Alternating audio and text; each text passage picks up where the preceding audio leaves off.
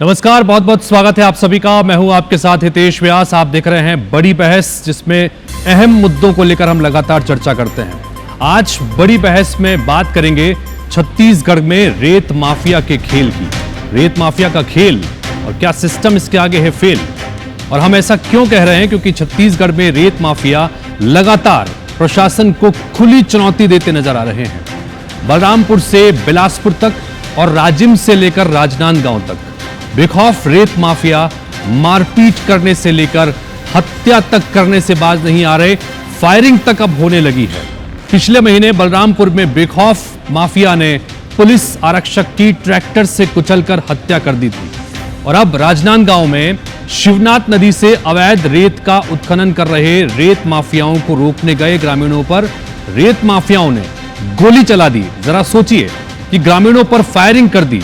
किस कदर बेलगाम ये रेत माफिया हो चुके हैं, आप इससे अंदाजा लगा सकते हैं। इस हमले में 2 लोग जख्मी हुए हैं, बाल बाल बचे हैं। गोली इन्हें छू कर निकली है, जिन्हें इलाज के लिए मेडिकल कॉलेज अस्पताल में भर्ती कराया गया है। इस घटना के बाद से गांव में तनाव का माहौल है। ग्रामीणों ने जेसीबी वाहन में तोड़फोड़ भी की, जिसके जरिए अवैध रेत खनन करने के लिए वहां पर माफिया पहुंचे हुए थे।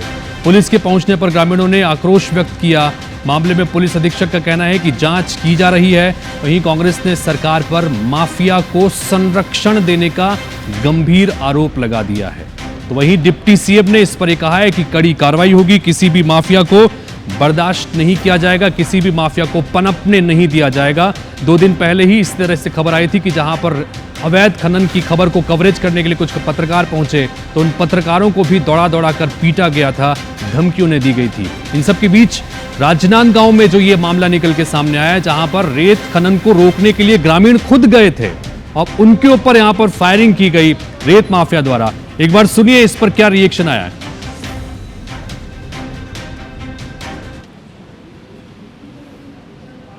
रेती माफिया द्वारा रेत खनन के लिए रेत बना रहे थे।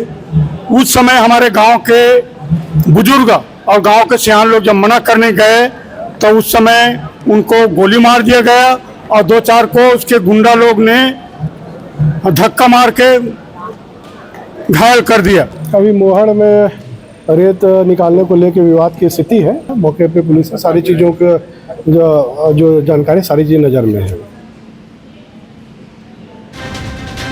तो ये ग्रामीणों का रिएक्शन आपने सुना। और ग्रामीण खुद, चूंकि कई लंबे समय से शिवनाथ नदी में अवैध रेत का उत्खनन चल रहा था, इसको खुद रोकने के लिए जब मौके पर पहुंचे तो रेत माफियाओं के हौसले देखिए कितने बुलंद हैं कि इन्होंने बकायदा ग्रामीणों पर ही फायरिंग कर दी। बलरामपुर में पिछले महीने हमने आपको बताया था कि बकायदा एक आरक्षक के ऊपर ट्रैक्टर चला दिया गया, उसकी हत्या कर दी गई। इसी तरह से लगातार मामले निकल के सामने आते रहे हैं और ये कोई नया मामला नहीं है। सरकारें चाहे किसकी रहे, रेत माफिया धड़ल्ले से इसी तरह से बेखौफ अपना काम करते रहते हैं और तमाम नदियों के साथ में, संरक्षण के साथ में, पर्यावरण के साथ में इसी तरह से खिलवाड़ लगातार किया जा रहा है। अब इस पर पॉलिटिकल रिएक्शंस भी हैं। कांग्रेस चूंकि अब विपक्ष में है तो आरोप लगा रही है कि सब कुछ सरकार के संरक्षण में रेत माफिया इतनी तरह से हौसले बुलंदी के साथ में अपना काम कर रहे हैं। तो वहीं सरकार की तरफ से कहना है कि किसी भी माफिया को पनपने नहीं दिया जाएगा। सुनिए जरा।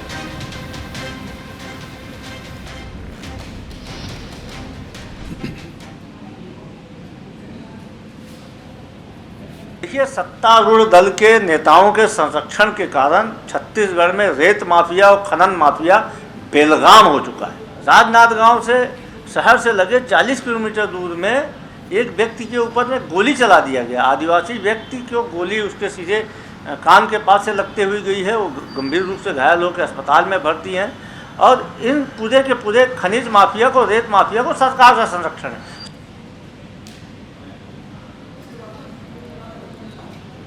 प्रदेश में कोई माफिया चलेगा नहीं। अपराधी कितना बड़ा सा बड़ा हो, उस पर मजबूत और ठोस कार्रवाई होगी। किसी माफिया को छत्तीसगढ़ में पनपने नहीं दिया जाएगा और कानून को जो हाथ मिलेगा उस पर कठोर कार्रवाई होगी। उससे कोई मुरब्बत नहीं होगा, चाहे वो कोई कितना बड़ा भी आदमी क्यों ना हो।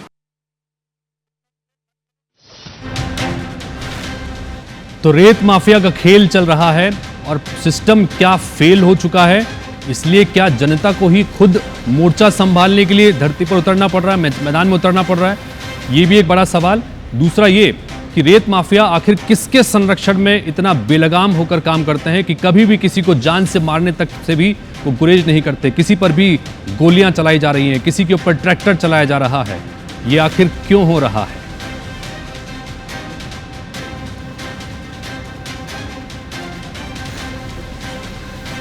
और रेत माफियाओं को लगातार राजनीतिक संरक्षण के आरोप भी लगते रहे हैं, चाहे सरकार बीजेपी की रहे, चाहे सरकार कांग्रेस की रहे।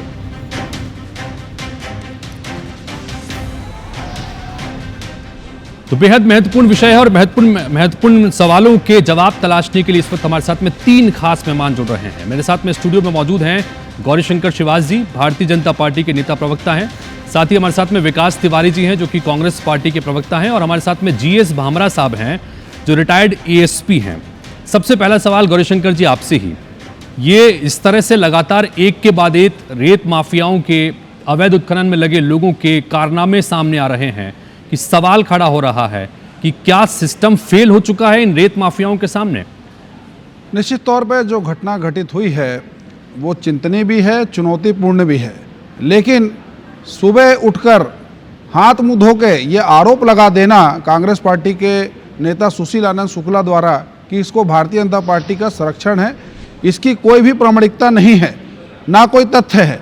और आरोप कौन लगा रहे हैं, उनका चरित्र क्या है, उनकी खुद की पार्टी के नेत्री ने उन पर क्या आरोप लगाया है, आज मैं इस विषय पर जाऊंगा तो विषयांतर हो जाएगा। लेकिन पिछले 5 साल में जितने भी भू माफिया हैं, रेत माफिया, खनिज माफिया, इनको संरक्षण देने का काम कांग्रेस पार्टी के नेताओं ने खुलकर किया है। मेरे पास दर्जनों उदाहरण हैं, चाहे वो गरियाबंद का हो, चाहे देवभोग का हो, चाहे रायगढ़ का हो, बलौदा बिहार की घटना हो, ऐसे बहुत सारे उदाहरण हैं जिसमें कांग्रेस पार्टी के नेताओं का, विधायकों का खुला संरक्षण था। अब भारतीय जनता पार्टी की सरकार है, जिम्मेदारी हमारी है, तो निश्चित तौर पे जहां भी जिस प्रकार की घटना घटित हो रही है वहां पे त्वरित कार्रवाई की जा रही है और किसी को भी ना बचाने का प्रयास किया जाएगा, ना चीजों को छिपाने का प्रयास किया जाएगा। यहाँ पर एक सवाल महत्वपूर्ण ये, क्योंकि अगर आप ये कह रहे हैं कि पिछले 5 साल जब कांग्रेस की सरकार रही तब माफियाओं को संरक्षण मिला, अब 1.5 साल से ऊपर का वक्त हो चुका है, आपकी सरकार यहाँ पर चल रही है। अब राजनांदगांव में यह मामला इसलिए भी ज्यादा गंभीर है कि ग्रामीणों को खुद उतरना पड़ा कि अवैध खनन वहां पर चल रहा है, नदियों को नुकसान पहुंचाया जा रहा है, पर्यावरण को नुकसान हो रहा है, उसको रोकने के लिए ग्रामीणों को उतरना पड़ा। हितेश जी, ये क्योंकि प्रशासन काम नहीं कर रहा है। हितेश जी, ये वही खनिज माफिया है जिनको 5 साल में अवैध खनन करने की लत पड़ी हुई है।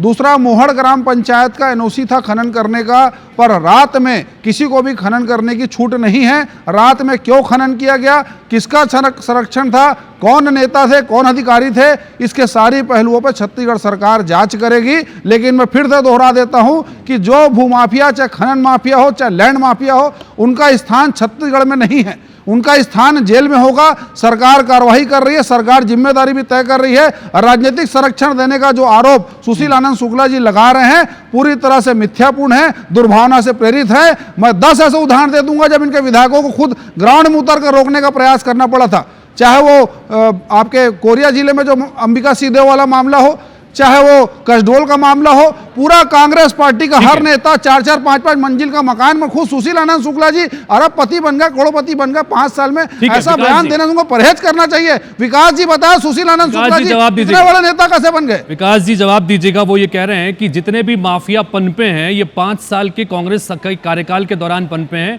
जिस पर अब लगाम लगाने की तैयारी और सरकार कर रही है। बताइए। जी, भारतीय जनता पार्टी और उनकी जो मक्कारी आप देख लीजिए, प्रदेश में जो वर्दीधारी पुलिस वाले हैं उनके ऊपर गोली चल रहा है। भाजपा के राज में, विष्णुदेव साय सरकार के राज में, राजधानी रायपुर में जो भूमाफिया है वो लगातार कब्जा प्रसारे हुए हैं। और भारतीय जनता पार्टी के नेता क्या कहते हैं, पिछले 5 साल से ये माफिया यहाँ पर काबिज है, तो लगभग 2 साल की इनकी सरकार होते आ रही है। तो मैं तो कह रहा हूं कि भारतीय जनता पार्टी के बड़े नेता अब खुदगाही में आ गए। दूसरी बात, छत्तीसगढ़ शांत प्रदेश है, मां कौशल्या का मायका है, बाबा गुरु घासीदास की तपोभूमि है, कबीर साहब की ये उपदेशों की धरती है, बूढ़ा देव की धरती है। वहां पर साय सरकार के समय धाए धाए गोली चल रहा है। और गोली किसके ऊपर चल रहा है? जिनके ऊपर लॉ एंड ऑर्डर बचाने का जिम्मेदारी है। ये गोली किसको मार रहे हैं? ये पुलिस वाले को गोली मार रहे हैं। ये वर्दीधारी को गोली मार रहे हैं, ये वन अधिकारी जिनको वर्दी पहन के रहे उनको ये गोली मार रहे हैं। उसके बाद ये मात्र कह देना हितेश जी कि कांग्रेस के समय का था, तो 2 साल ये क्या किया भारतीय जनता पार्टी की सरकार? स्पष्ट है कि लगातार ये मुख्यमंत्री जी का विभाग है। ठीक है, मैं ये सवाल पूछूंगा, लेकिन विकास जी, ये जो आंकड़े हम बता रहे हैं कि जून में ये हुआ, उससे पहले के महीने में ये हुआ, ये इसी तरह के आंकड़े जब आपकी सरकार चल रही थी तब भी लगातार हम लाते थे सामने। 2020 में जिला पंचायत सदस्यों को बाकायदा बंधक बना लिया गया, मारपीट की गई, कई और सदस्यों को बंधक बनाया गया। तो ये मामले आपके समय में रुके नहीं थे, तब भी आपके ऊपर आरोप लगते थे कि आपका संरक्षण है। अब आप विपक्ष में हो तो अब आप आरोप लगा रहे हैं। हितेश जी, आप कोई भी मैटर उठा के देख लीजिए कांग्रेस सरकार के समय का, सबके ऊपर कार्रवाई हुआ है, सबके ऊपर FIR हुआ है। अब मौरी श्रीवास बताएं कि 2 साल में कितने लोगों के ऊपर FIR के, और तो सब छोड़िए ना, नया पारा राजीव में गरियाबंद में किस प्रकार पत्रकारों को बड़े बड़े हथियारों को लेकर दौड़ाया गया, पत्रकारों को अपना जान की सुरक्षा के लिए भी छुपना पड़ा। आप तो ये देखिए कि ना ये पुलिस से डर रहे हैं, ना ये पत्रकारों से डर रहे हैं, ना ये संविधान से डर रहे हैं। शिवाजी जवाब दीजिएगा इसका, फिर मुझे जाना है भामरा साहब के पास में। हितेश जी, आपने जिस घटना का जिक्र किया मैं उसे आगे बता देता हूँ। ना सिर्फ पीटा गया बल्कि हाथ पैर भी तोड़ दिया गया था, उसमें पत्रकार भी शामिल थे। धमतरी की वो घटना है। तो सारी चीजों को देखिए। अब आप शांत रहिए भैया, आप आरोप लगा दिए। आप कितना कार्रवाई करते थे मुझे मालूम है, आप कितना कार्रवाई करते थे। आपकी सरकार में पत्रकारों की क्या कुर्बानी होती थी, ये छिपा नहीं है। इंटरप्ट मत कीजिए बीच में मत बोलिए, बीच में मत बोलिए। कितना कार्रवाई किया, आज कार्रवाई किया होता तो सौम्या रानू जैसे लोग, ढेबर जैसे लोग यहाँ पर माफिया बनकर नहीं पनपते। इसलिए बोलने का अधिकार आपको नहीं है। सुशील आनंद शुक्ला जी को सिखाइए, बिना किसी जांच, बिना किसी प्रामाणिकता के भारतीय जनता पार्टी के सरकार के ऊपर आरोप लगाकर बड़ा नेता बनने का कोशिश ना करे।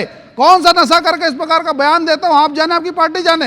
लेकिन हमारी सरकार ने पिछले 1.5 साल में किसी भी माफिया को ना बचाने का प्रयास किया, ना आपके छुपाने का प्रयास किया। राम गोपाल अग्रवाल जी आपके कोषाध्यक्ष आज भी फरार है, किस कांग्रेस के नेता के घर में छुपे हैं। ये सारी संगति, चलिए आरोप आ रहा हूं, विकास जी आपके पास आ रहा हूं, हमारी पार्टी का नहीं है। विकास जी आपके पास आ रहा हूं, आरोप आ रहा हूं, और विकास जी आ रहा हूं। भामरा साहब भी वेट कर रहे हैं, मुझे उनको भी चर्चा में शामिल करना है। भामरा साहब, चूंकि आपने तमाम इन चीजों को लंबे समय तक देखा है और रेत माफिया चुनौती पुलिस के लिए भी लगातार बने रहे हैं, अब ये जो एक के बाद एक मामले निकल के सामने आ रहे हैं कि अब तो फायरिंग भी होने लगी है, ट्रैक्टर चलाकर मार दिया जा रहा है, जो यूपी बिहार में हम लोग देखते थे वो अब छत्तीसगढ़ में भी होने लगा है माफिया द्वारा।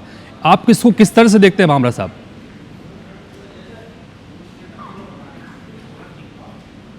देखिए, ये जो परंपरा चली आ रही है आज की नहीं है, कई वर्षों से इस तरह के जो भू माफिया की या रेत माफिया की जो बात कर रहे हैं ये चला आ रहा है। क्राइम से जुड़ा हुआ मामला है।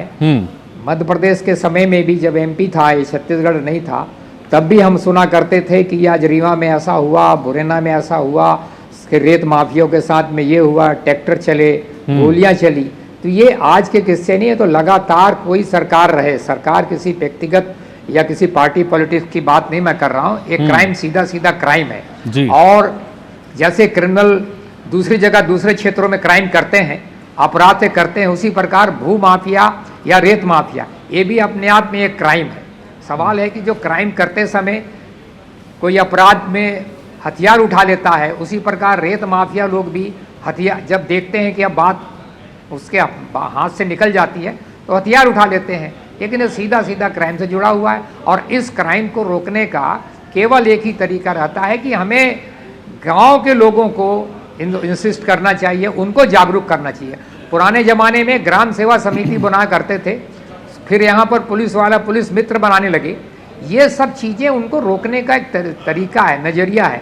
जब तक आप जागरूक नहीं करेंगे, अल्टीमेटली क्राइम जो हो रहा है गांव से या जहां रेत है, जहां पर नदियां हैं या नाले हैं, जहां से रेत निकलती है, अपराध वहीं क्यों हो रहे हैं? तो इसका मतलब है कि गांव के लोगों को यदि हम जागरूक करें, वहां ग्रामीण सुरक्षा समिति बनाएं और शासन प्रशासन, सबसे बड़ी बात यह है कि एक इसके लिए खनिज विभाग का एक विभाग है, खनिज विभाग, लेकिन उसके पास इतना अमला नहीं है कि वो सब जगह जाके कमांड कंट्रोल कर सके।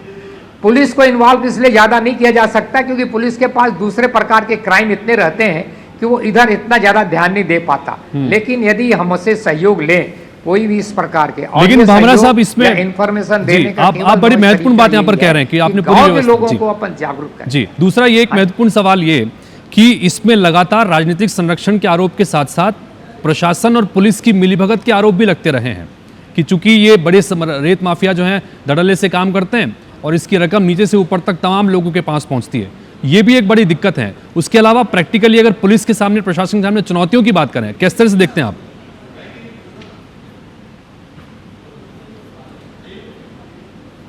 नहीं, पुलिस के सामने तो हर जगह चुनौती है, क्योंकि यदि कोई इस तरह के अपराध मैंने पहले भी बात अब तो बताई कि जहां अपराध होगा वो हमारे लिए चुनौती है। वो रेत का हो या दूसरे प्रकार का क्राइम हो या डकैती हो या रॉबरी हो, लेकिन क्राइम तो क्राइम है। तो यदि इसमें हथियार का उपयोग करने या ट्रैक्टरों में चढ़ा के लोग मार डाले जाएं या कुचल दिए जाएं तो ये अपराध है, हीनस अपराध है। तो इसमें तो हमें सतर्क रहना ही है और सख्त से सख्त कार्रवाई करनी चाहिए पुलिस प्रशासन को और प्रशासन को विशेष तौर पे, क्योंकि माइनिंग डिपार्टमेंट एक सीधा सीधा पूरा अमला होता है, उसको सब जगह उनके आदमी नहीं जा पाते, तो उनका संसद राजस्व विभाग और पुलिस विभाग इन दोनों को मिलके इस तरह के अपराध को रोकना चाहिए। यदि अपन ये आरोप लगा दें कि उसके राज्य में ऐसा हो गया, उस पार्टी में ऐसा हो गया, तो ये कहना हम लोगों के लिए मुश्किल है। मगर हम ये जानते हैं कि अपराध तो जो घटित हो रहा, तो कहीं ना कहीं हमारी या जो शासन है या प्रशासन है या वहां के ग्रामीण है, उनकी कहीं ना कहीं लापरवाही है। बिल्कुल सही बात, यही तरह से गंभीर घटना, जघन्य अपराध होते हैं। बिल्कुल, ये महत्वपूर्ण बात आपने कही। चूंकि यहाँ पर अगर सीधे तौर पर राजनीतिक तौर पर आरोप प्रत्यारोप लग रहा है, लेकिन प्रशासनिक स्तर पर कसावट की कमी है, इसी वजह से ग्रामीणों को खुद मैदान में उतरना पड़ रहा है और इस तरह की स्थितियां हो रही हैं। जी बताइए, हाँ बताइए शिवाजी जी। रेती की खेती कांग्रेस पार्टी के नेताओं को इतनी रास आती है कि जब चर्चा होता है तो पूरी जानकारी लेकर आना चाहिए। होमवर्क बहुत कमजोर होता है तो पार्टी की फजीयत होती है। जिस ग्राम पंचायत का हम जिक्र कर रहे हैं उसके सरपंच, माननीय सरपंच, खनिज माफियाओं को संरक्षण देने वाले सरपंच, इनकी पार्टी के नायब तरासे हुए हीरे हैं। और इसी से बात साबित होता है कि भूमाफियाओं को संरक्षण इनकी पार्टी के नेताओं ने दिया। और वो जो ग्रामीण रात में पहुंचे थे वो भारतीय जनता पार्टी के वरिष्ठ कार्यकर्ता लोग हैं और जिसको रोकने का प्रयास लगातार वहां पर जारी है। पूरा प्रशासन वहां पर जुटा हुआ है, कार्यवाही भी होगा, शिकायत भी दर्ज हो चुका है, किसी को नहीं बख्शा जाएगा। लेकिन चैनल पर पार्टी के नेताओं को इस प्रकार का बयान देने से पहले बाज आना चाहिए। भारतीय जनता पार्टी का नाम करना बंद करें सुशीलानंद शुक्ला जैसे लोग। ठीक है विकास जी, सुशीलानंद शुक्ला जी ने जो बात कही, आरोप लगाया कि भाजपा नेताओं के संरक्षण पर लगातार रेत माफिया काम कर रहे हैं। अब ये भाजपा नेता कौन कौन है, क्या है, इस बात का भी खुलासा अगर कर देते तो सबको चर्चा करने में, बात करने में आसानी रहती। उतनी हिम्मत विकास जी। देखिए हितेश जी, जो भी शुक्ला जी ने कहा, कौन से भाजपा के नेता शामिल है, सम्मिलित है, निश्चित तौर पर उनके पास सूची होगा, इसलिए उन्होंने इस बात को कहा है। तो सार्वजनिक कीजिए ना, खाली बदनाम मत कीजिए। आप पूछिए सुशीलानंद शुक्ला जी से कौन नेता मंत्री, कौन विधायक का नाम है, बयानवीर मरने से काम नहीं चलेगा। बयानवीर मत बनिए, बयानवीर मत बनिए। सुशीलानंद शुक्ला जी को मैं बड़ी ठीक है, तिवारी जी बोलिए, तिवारी जी बोलिए। पहले आप एक चीज देखिए हितेश जी, आप जो बाबरा जी ने भी कहा, वरिष्ठ पुलिस अधिकारी रहे हैं वो, कि बेलगाम हो चुका है प्रशासन। आप देखो लगातार शिक्षा माफिया, प्राइवेट स्कूल माफिया, यही विष्णुदेव साय जी के विभाग है। अब रेत माफिया, खनिज माफिया, रायपुर में, पूरे प्रदेश में भू माफिया, शराब माफिया, इन तमाम माफियाओं को कौन संरक्षण दे रही थी? अभी स्कूल खुले नहीं है और उनको चला हंस की चाल। अरे सुन तो हो भाई, गला फाड़ने से नहीं होगा। अभी 5000 बच्चों का 150 किलो पुस्तक जो 25-26 में पढ़ाना है, एक प्राइवेट स्कूल के वेट में गाड़ी में आके कबाड़ी किया। अरे उस पे बात करेंगे तिवारी जी, तिवारी जी उस पर बात करेंगे। युक्तिकरण को लेकर भी हम लगातार बात कर रहे हैं, स्कूल की बात भी कर रहे हैं। आज चूंकि अवैध खनन का मसला है, जो बात कहा है, जिसके ऊपर भी आरोप लगाए, सबूत दिखाइए, सबूत, नाम नाम सार्वजनिक कीजिए। बड़ी चुनौती दे रहा हूं आपको, खुली चुनौती। नाम सार्वजनिक कीजिए भारतीय जनता पार्टी के नेता विधायक का।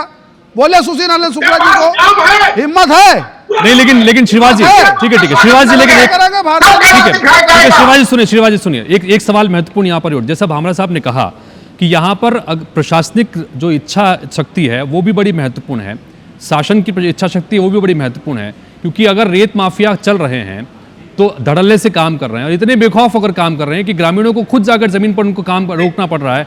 तो ऐसे में कहीं ना कहीं कसावट लाने की जरूरत है। आपको नहीं लगता कि इस पर काम करने की जरूरत है, बाकायदा आरोप प्रत्यारोप में? देखिए, मैं तो कह रहा हूँ खनिज विभाग के मुखिया को माननीय विष्णुदेव साय जी पूरा लॉ के संरक्षण में, अगर 1 घंटे में विष्णुदेव साय जी ने आंख पर किया, इस प्रदेश में एक भी खदान में रेत माफिया काम नहीं कर पाएंगे।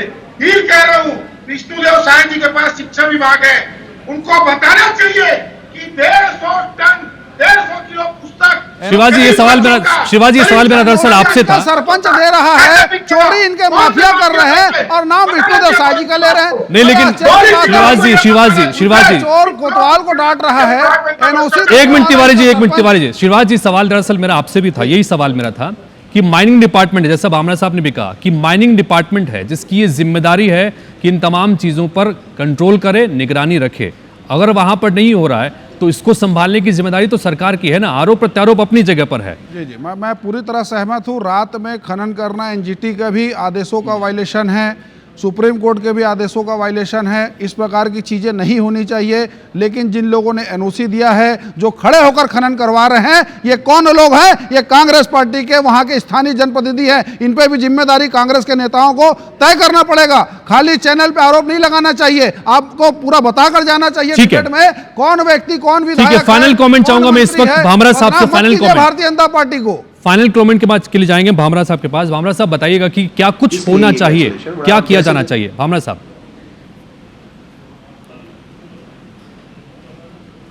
मैंने पहले भी आपको ये बताया था के माध्यम से कि इसके लिए हमें सबको जागरूक होना पड़ेगा किसी प्रकार के क्राइम को रोकने के लिए। आप विशेष तौर पे जो रेत माफिया की बात कर रहे हैं, इसके लिए तो ग्रामीणों का हमें सहयोग लेने की आवश्यकता है। मैंने पहले बताया आपको कि हमें ग्राम सुरक्षा समिति हम लोग पहले बनाया करते थे। हर जगह ग्राम सुरक्षा समिति रहती है, हमारे कोटवार रहते हैं, वहाँ से हम लोगों को इस तरह की जानकारी इनपुट मिलता रहता है कि इस तरह से कोई रात में अपराध या कोई होता है तो उसको सशक्त बनाना चाहिए। उस ग्राम सुरक्षा समिति को सशक्त बनाना चाहिए ताकि और आसपास प्रशासन को देर सवेर उसकी टाइम टू टाइम जानकारी देते जाएं जिसमें कि क्राइम कंट्रोल हो सके।